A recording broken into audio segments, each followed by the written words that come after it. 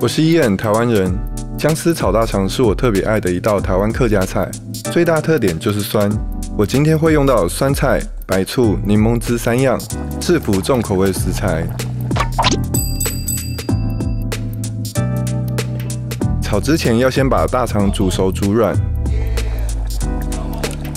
大肠沸水入锅，加米酒、姜片、一点盐，中小火煮约40分钟。煮太久，大肠容易没嚼劲。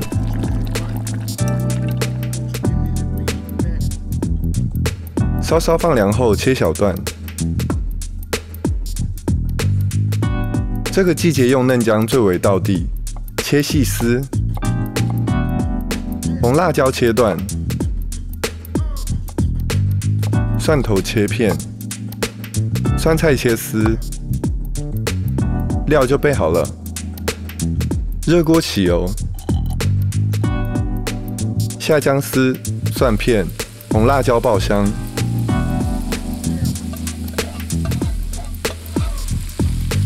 再加酸菜丝、大肠段、黄豆酱、酱油、米酒翻炒。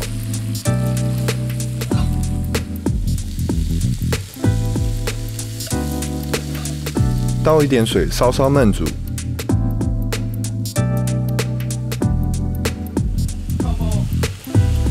起锅前加盐、白胡椒粉、柠檬汁、白醋，翻炒。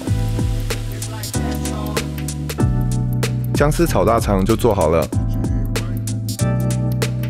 大肠韧，姜丝脆，酸爽鲜香，一口接一口。